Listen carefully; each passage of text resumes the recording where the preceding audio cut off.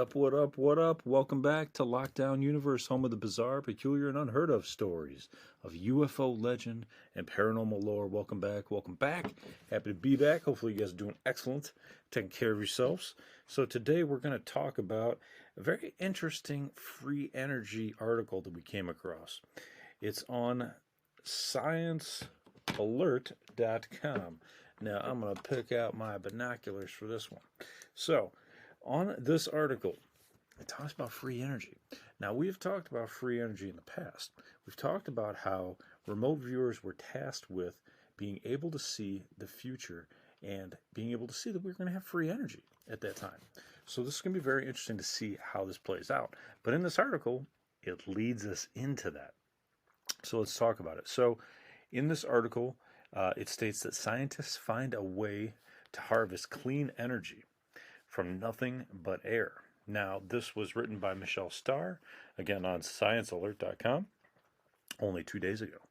So, engineers have demonstrated that they can actually use material, any kind of material, to create energy out of thin air. How is that possible? I can just use plastic, I can use my shoe, I can use my propane tank. Well, that actually is energy, but, my rug. Does that really make sense? Well, let's take a look at it. So it states that it's not a practical development yet that's ready for practical application. However, it does say that it transcends some of the limitations from other harvesters. So all the material needs is to be poked with nanopores, not nanospores.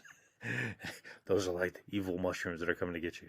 No, like nanobots. No, nanopores, less than 100 nanometers in diameter. That's around 1,000th of a width of human hair. That's pretty damn small. But if you think about it, when you wind a copper wire around, a pole, that creates a lot of energy. It's about like tightly compacting energy around itself and then harnessing that, right? So that's kind of what they're doing here. They're using these very, very small holes to harness energy out of the air. Now, how they do that, though, let's keep going. Such material can harvest electricity generated by microscopic water droplets in humid air. Okay, so we need humid air. So would this work in like the dry deserts of the Sandia Labs down in New Mexico or something like that? Maybe not. But let's take a look. They state that their discovery is called the generic air gen effect. Boy, it's like a little bit forward and then backward. Generic air gen effect. The air contains an enormous amount of electricity. Now that's what's really interesting. It says engineer Jun Yao of UMass Amherst. Now this is really interesting because to me, when I think about air generating an enormous amount of energy, I think about like going into a room where I'm near people and I feel their energy. And this is like where some people get nervous, or they have these vibes that are coming off of people, or they feel anxious. Well, it's interesting because you have a lot of people these days that have social anxiety disorders. They don't really want to be around a lot of people. And it's possible that they're feeling these energies coming off of people. That's possible, isn't it? And it could be transforming their energy. So to keep their energy safe, some people want to stay home. I mean, it just kind of makes sense. But according to the UMass Amherst Jun Yao, they state, think of a cloud, which is nothing more than mass of water droplets. Each of those droplets contains a charge, and when conditions are right, the cloud can produce a lightning bolt. Makes sense. But we don't know how to reliably capture electricity from a lightning bolt, unless you're Doc Brown forcefully generating it right into the old flux capacitor and zooming Marty back to 85 from 55. But what they've done on a small scale, a human-built small scale, is a cloud that produces electricity for us predictably and continuously so we can harvest it. Now that's where it gets really fascinating. So they state that if this air gen sounds familiar, it's because a team previously developed an air energy harvester, and they were using protein nanowires. Interesting. That were grown by a bacterium called Geobacter sulfuroducens. Interesting. Didn't know bacteria could create energy as well. Apparently it could.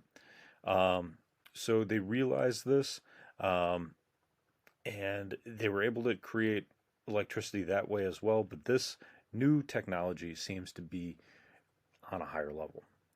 So this generic and airgen model uses a film of material like cellulose or silk protein or graphene oxide, and the water molecules in the air can easily enter the nanopores. Geez, they're not mushrooms. The nanopores. Think about your face, right? The pores in your face. Think about, you know, thousands, millions of them on your face. Create energy. But they say it's easy for them to travel to the top of the film and to the bottom as they run to the sides of the pore and they travel. And then this transfers to the material, producing a buildup because more water molecules run into the top of the film and a charge imbalance occurs between the two sides.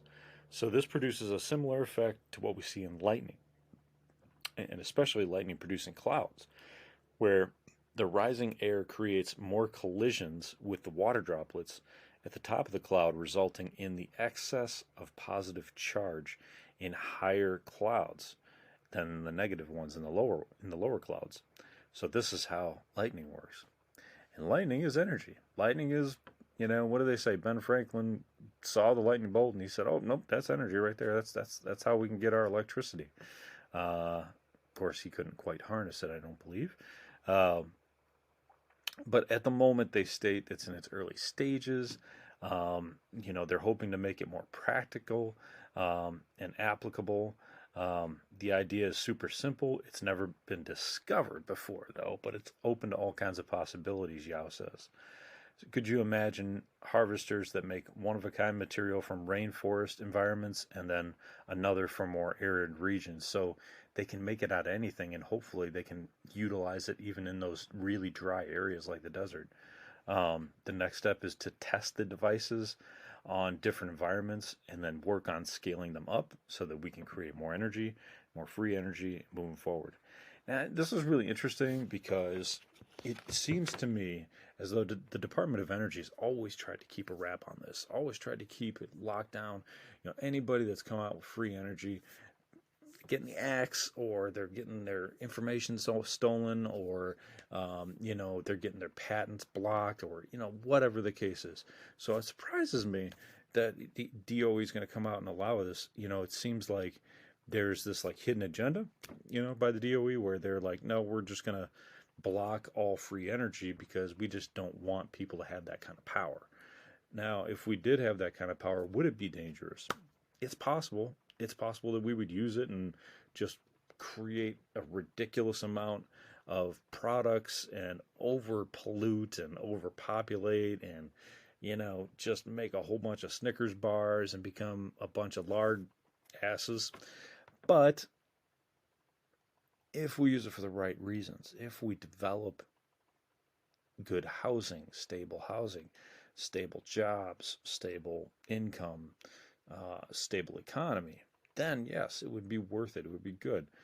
So we just have to keep that in mind as we move forward into the future. It's always a touchy subject, free energy, and free energy's been an idea that's been around forever, right? Perpetual motion machines that people thought they could make out of electromagnetism to 0-point energy modules in the Stargate television series to crystal energy, from all kinds of sci-fi shows, where we would have free energy from some source or a device that could pull it, like the 0-point module, out of thin air. Well, it seems like this might be something similar to 0-point, where it's kind of pulling it out of thin air. It's using the water molecules to do that. Now, as long as it doesn't eat up all the water, that wouldn't be a problem, right? If it's just using the water's physical properties and then dropping the water back out, we're golden, man. We're golden. So we'll see. We'll see what happens. What are your thoughts? 0 point energy dangerous, or will it be a good thing for us? Well, time will tell.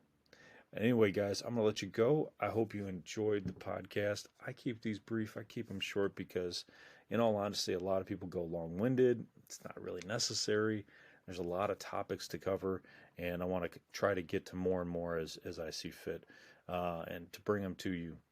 So, I hope you guys are having an excellent Memorial Day weekend here in America and an excellent weekend around the world and taking care of yourselves physically, spiritually, emotionally, following through on your hobbies and your goals and your dreams. Go out for a run, go out for some fresh air, paint, draw, do music, write a poem, work on your car, do something that you enjoy.